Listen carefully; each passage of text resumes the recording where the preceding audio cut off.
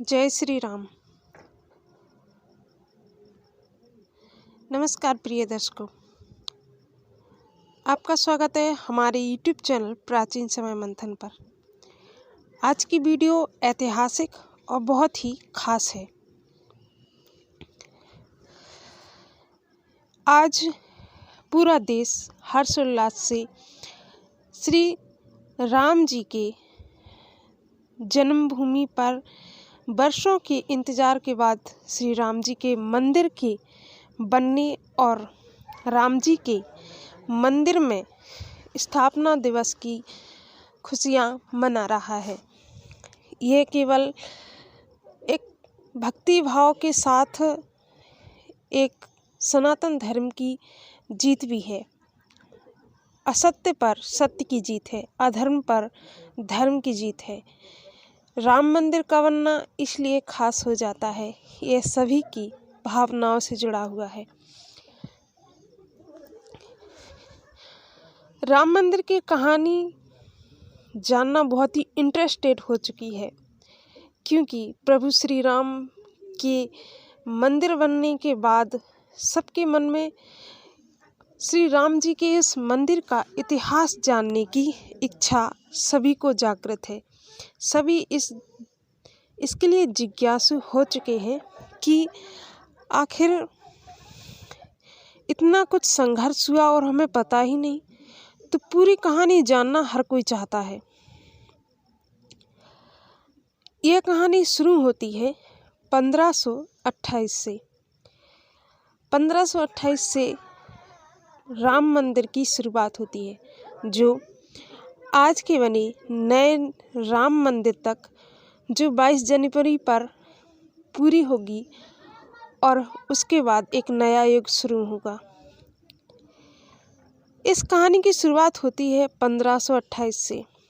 इस समय तक बाबर ने दिल्ली पर कब्जा कर लिया है और देश में मुगल साम्राज्य की नींव पड़ गई थी। इतिहासकारों की माने तो बाबर के कमांडर यानी सेनापति मीर बाकी ने बाबर के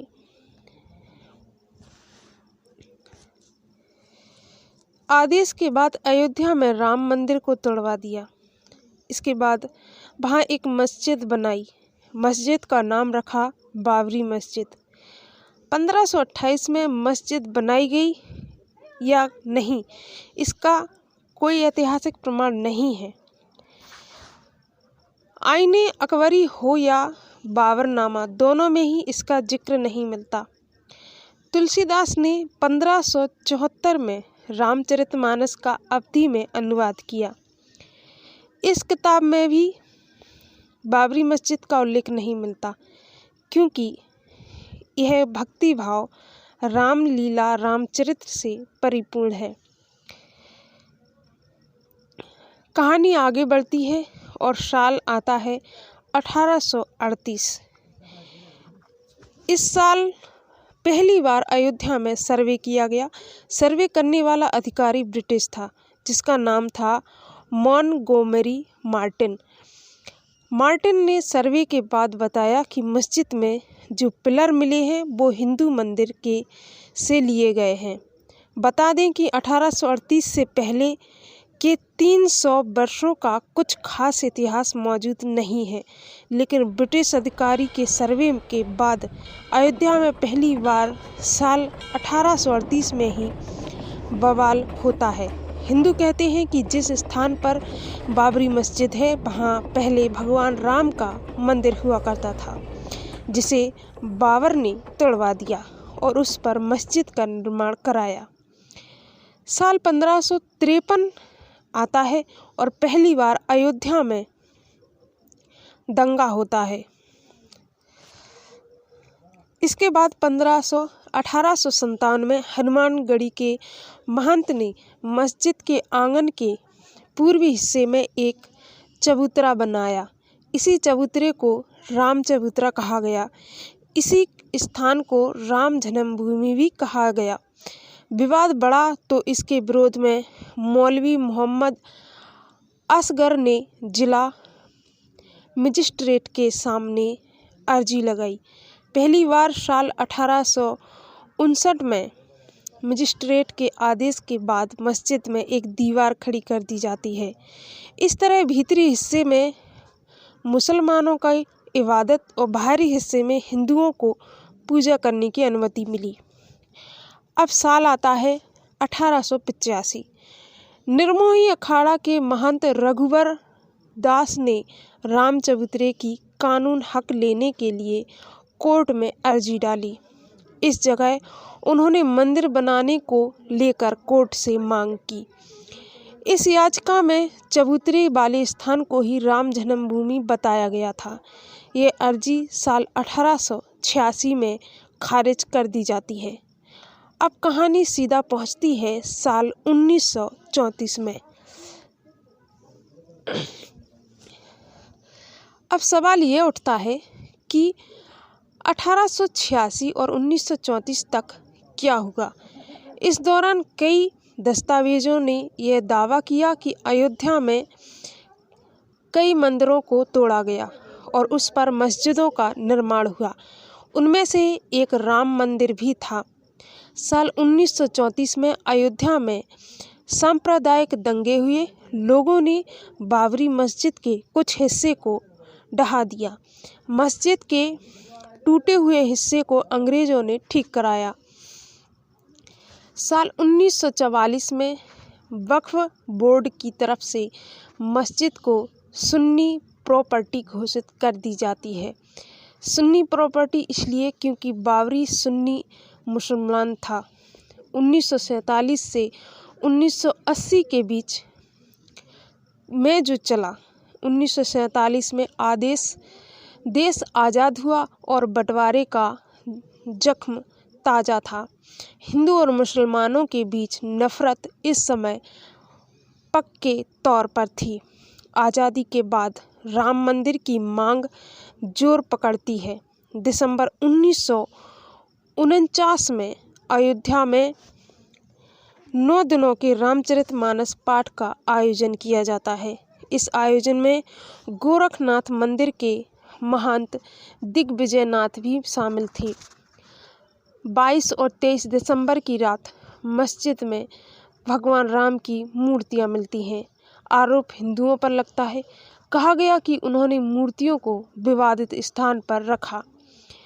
23 दिसंबर की सुबह मस्जिद में रामलला की पूजा शुरू हो जाती है। हिंदू वहां पूजा दर्शन करने पहुंचते हैं तो मुस्लिम वहां विरोध करने पहुंचते हैं। मामला फिर कोर्ट में पहुंचता है। यह वो समय था जब देश में संविधान लागू नहीं हुआ था। संविधान की धर्मनिरपेक्षता अब तक तय नहीं की जा सकती थी। इस दौरान प्रधानमंत्री जवाहरलाल नेहरू ने बयान दिया और कहा कि जो हुआ वह गलत हुआ। किसी भी धार्मिक स्थान को कोई हत्या नहीं सकता। एक हिस्सा है नेहरू और दूसरा समय के फैजाबाद के जिलाधिकारी के नायर का। दरअसल नेहरू के नायर को खत लिखते हैं। वो मस्जिद से मूर्ति हटाने और पहले जैसी यथास्थिति बनाने का आदेश देते हैं। के नायर इस आदेश को नकार देते हैं। अपने खत में वो नेहरू को जवाब देते हुए लिखते हैं कि यहाँ स्थिति गंभीर है, दंगे या हिंसा हो सकती है। नायर खत को पढ़ने के बाद नेहरू फिर एक खत लिखते हैं। यह चिट्ठी नायर के पास 27 दिसंबर 1949 को आती है। नेहरू लिखते हैं कि आदेश का पालन किया जाए और यथास्थिति बनाई जाए। इसके बाद जवाब में नायर ने नेहरू को खत लिखकर सुझाव दिया, जिसमें उन्होंने कहा कि इस मामले को अदालत तक दे दिया जाए। जब तक अदालत का फैसला नहीं आता तब तक मस्जिद में रखी गई मूर्ति के वहां एक जालीनुमा गेट लगा दी जाए। नेहरू ने इस सुझाव को स्वीकार कर लिया। इसके बाद मामला कोर्ट पहुंचा और 29 दिसंबर 1949 को कोर्ट ने बाबरी मस्जिद को पहली बार विवादित स्थल घोषित किया। इसी के बाद से बाबरी मस्जिद के लिए विवादित ढांचा जैसे शब्दों का प्रयोग होने लगा। कोर्ट के आदेश के बाद मस्जिद के बाहर ताला लग गया। 16 जनवरी 1950 को गोपाल सिंह विशारद सिविल केस फाइल करते हैं। वो कोर्ट से मांग करते हैं कि हिंदुओं को पूजा की अनुमति दी जाए और मूर्तियों को उस जगह से न हटाया जाए, लेकिन कोर्ट ने इस अपील को खारिज कर दिया और साल 1949 में निर्मोही अखाड़ा एक बार फिर पिक्चर में आता है। निर्मोही अखाड़ा कोर्ट पहुंचता है और अखाड़े ने इस बार केवल राम चबूतरे की ही नहीं बल्कि पूरे 2.5 एकड़ से ज़्यादा जमीन का हक कोर्ट से मांगा। इसके 2 साल बाद सन्नी वक्फ बोर्ड ने भी कोर्ट में केस दायर किया। वक्फ ने मुसलमानों के पक्ष रखते हुए केस फाइल किया और कहा कि यहाँ पहले मस्जिद थी और अब भी मस्जिद है। इसके बाद अगले 20 से 25 साल तक कोर्ट में केस चलता रहा और साल आता है 1980 से 1990 के बीच की कहानी। साल 1980 का भाजपा जनसंघ से अलग हो गई थी। भाजपा ने खुलकर हिंदू संगठनों और राम मंदिर का समर्थन किया। हिंदू संगठन एक्टिव हो जाते हैं। मांग उठती है कि बाबरी मस्जिद के स्थान पर राम मंदिर का निर्माण किया जाए। साल 1984 में धर्म संसद का दिल्ली में आयोजन किया गया। विश्व हिंदू परिषद ने नेता अशोक सिंघल ने रथ यात्रा निकालने की बात कही, लेकिन इसके 6 महीने बाद भी इंदिरा गांधी की हत्या हो जाती है। रथ यात्रा को टाल दिया गया। इंदिरा की हत्या के बाद राजीव गांधी कमान संभालते हैं और प्रधानमंत्री बनते हैं। राजीव के लिए 2 अहम चुनौतियां थीं। पहली कि राम मंदिर के मुद्दे पर क्या रुख होना चाहिए और दूसरा कि हिंदू संगठनों की लामबंदी पर कंट्रोल कैसे किया जाए। हालांकि इस समय देश में एक घटना घटती है जिसने मंदिर आंदोलन की आग में घी का काम किया। दरअसल इंदौर की रहने वाली शाहबानो के केस में राजीव गांधी ने मुस्लिम वोट बैंक को खुश करने के लिए सुप्रीम कोर्ट के फैसले को पलट दिया। राजीव गांधी ये जानते थे कि उन्हें इस फैसले को बैलेंस करना होगा। इसके बाद राजीव गांधी ने उस समय के यूपी के तत्कालीन मुख्यमंत्री वीर बहादुर सिंह पर दबाव डाला कि बाबरी मस्जिद के ताले को खोल दिया जाए।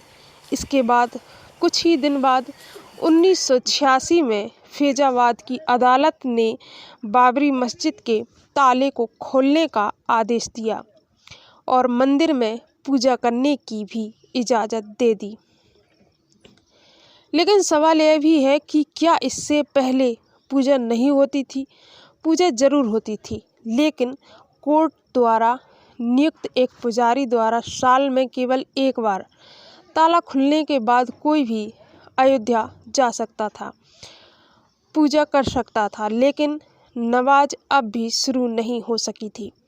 ताला खुलने के बाद मुस्लिम पक्ष ने बाबरी मस्जिद एक्शन कमेटी बनाई। ताला खुलने के बाद अब देश भर में रामशिलाओं की पूजा और उन्हें अयोध्या ले जाने की बारी थी। फिर राजीव पर भूमि पूजन के लिए दबाव बनने लगा। वो कंफ्यूजन में थे कि लेकिन एक बार फिर उन्होंने अपने हिंदू वोट बैंक को बचाने का फैसला लिया। ऐसा कहा जाता है कि राजीव इस समस्या के हल के लिए देवराहा बाबा के पास पहुँचे। देवराहा बाबा ने उनसे कहा कि मंदिर बनना चाहिए, शिलान्यास हो जाने दो। शिलान्यास का वक्त 9 नवंबर 1989 तय किया गया। इससे पहले देश भर में रामशिलाओं की पूजा हुई। सांप्रदायिक तनाव भी बढ़ा। कई जगहों पर दंगे हुए, सैकड़ों लोग मारे गए।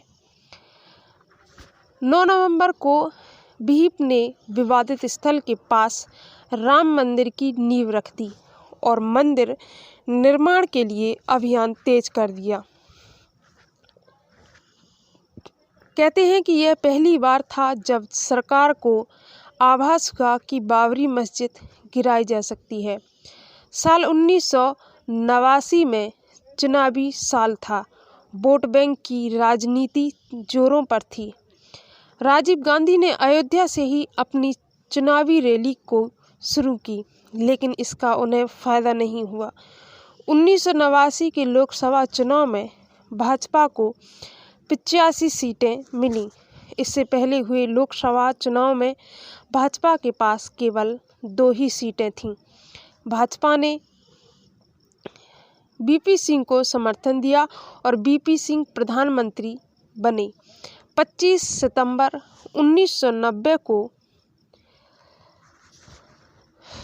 लाल कृष्ण आडवाणी रथ यात्रा निकालने की घोषणा करते हैं।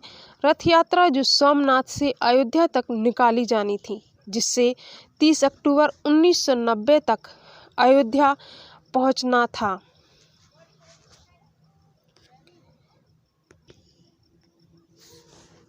नरेंद्र मोदी उस समय गुजरात में रथ यात्रा के प्रभारी थे। कार सेवकों को बड़ी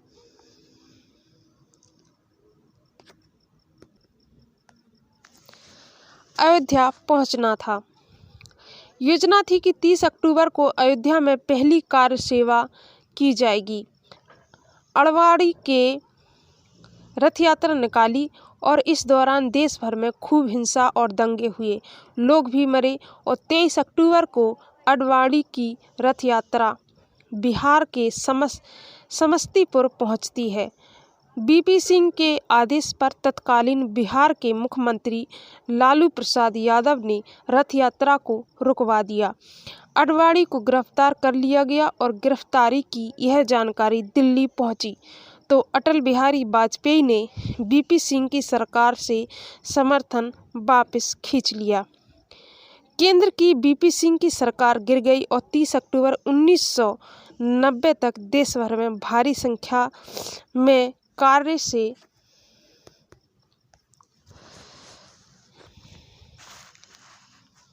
सेवक अयोध्या पहुंचते हैं और इस दिन अयोध्या में कर्फ्यू लागू था। तमाम प्रतिबंधों के बावजूद कार्य सेवकों की भारी भीड़ वहां इकट्ठा होती है। हालात हिंसक बन जाते हैं और कार्य सेवक मस्जिद पर चढ़कर केसरिया ध्वजा फहरा देते हैं। तभी लखनऊ से अयोध्या के पुलिस अधिकारियों को इस फोन आता है कि ये फोन था यूपी के तत्कालीन मुख्यमंत्री मुलायम सिंह यादव का।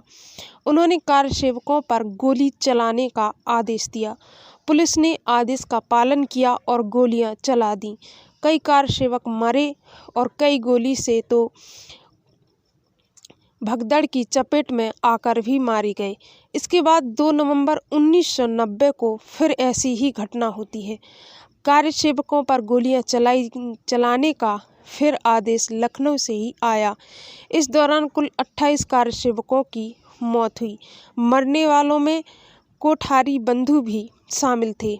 यह वही दौर था जिसके बाद मुलायम सिंह यादव के लिए मुल्ला मुलायम जैसे शब्दों का इस्तेमाल होने लगा। 1991 के बाद एक बार फिर चुनावी दौर शुरू होता है और मई 1991 में चुनावी प्रचार करने गए राजीव गांधी की हत्या कर दी जाती है। देश में कांग्रेस के प्रति सहानुभूति थी। कांग्रेस केंद्र में अधिकार जमाती है और बीपी नरसिम्हा राव प्रधानमंत्री बनते हैं। इसी साल जून में यूपी में चुनाव हुए और भाजपा सरकार बनाती है। कल्याण सिंह मुख्यमंत्री बनते हैं। सरकार बनते ही विवादित स्थल के पास की भूमि एक ट्रस्ट को दे दी जाती है। ट्रस्ट का नाम था जन्मभूमि न्यास। इस जमीन पर पहले कई मंदिर और आश्रम थे। उनके महंतों ने सहमति से न्यास को अपनी भूमि दान की और कहा कि राम मंदिर का निर्माण हो सके, इसलिए यह दान दिया जा रहा और न्यास इस भूमि पर निर्माण कार्य शुरू कर देती है। इलाहाबाद हाईकोर्ट ने इसमें दखल दिया और निर्माण कार्य पर रोक लगा दी। बीपी नरसिम्हा राव 30 अक्टूबर 1992 को दोनों पक्षों यानी हिंदू और मुस्लिम पक्षों को दिल्ली बुलाते हैं। बातचीत करने के लिए दिल्ली पहुंचे दोनों गुटों के बीच बातचीत का कोई निष्कर्ष नहीं निकलता।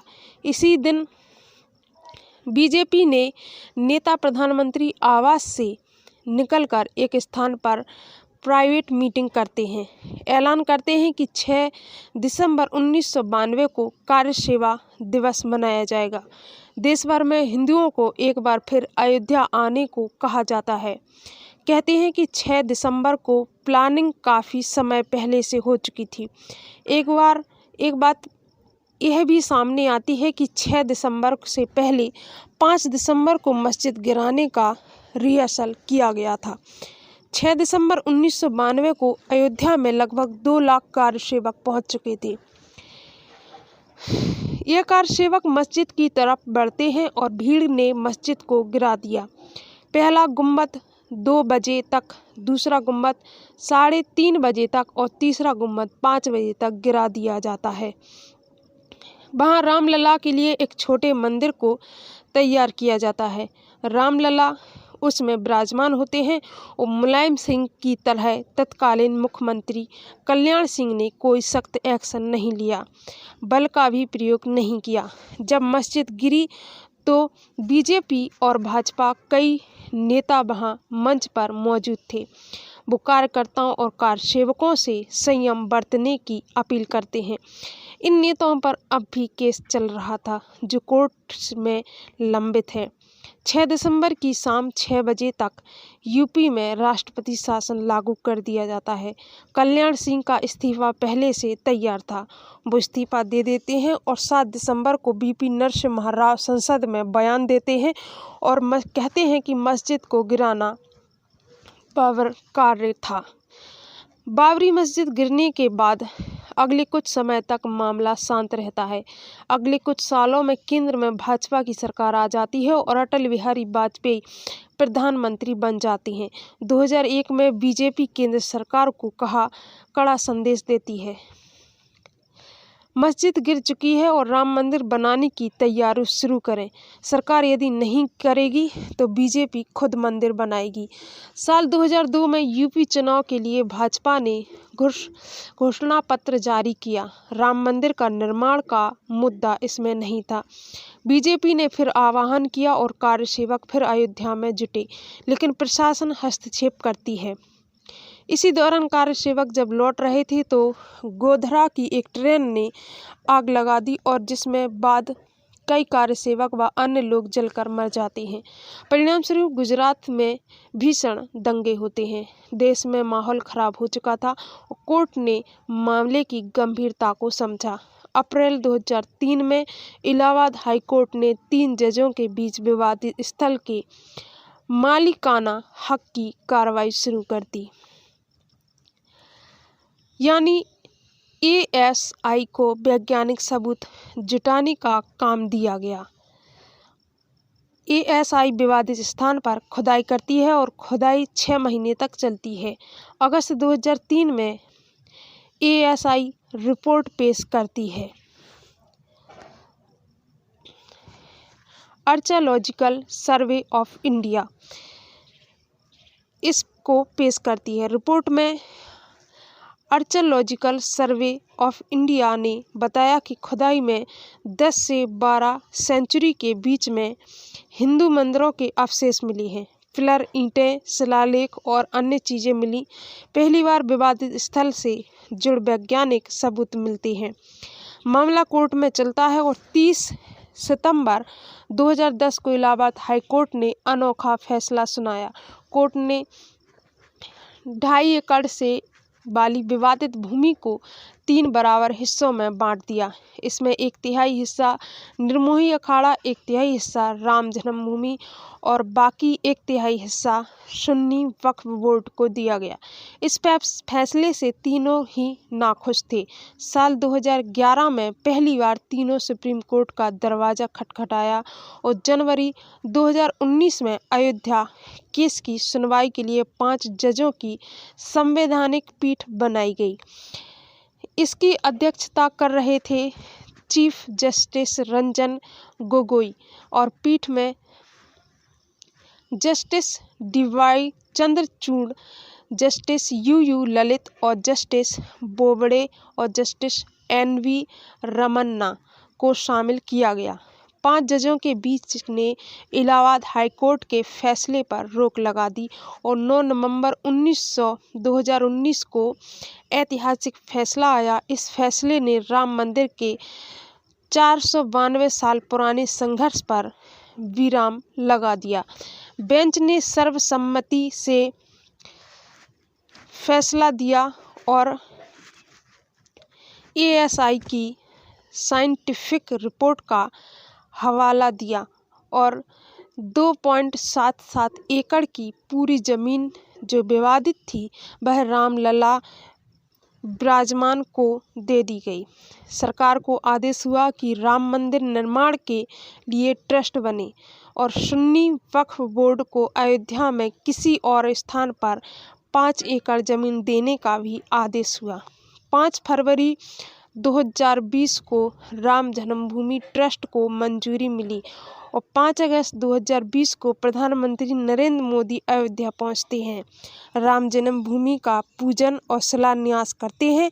अंत में 22 जनवरी 2024 को अब रामलला की प्राण प्रतिष्ठा होने वाली है और प्रधानमंत्री नरेंद्र मोदी खुद इस कार्यक्रम में मौजूद रहेंगे। राम जन्म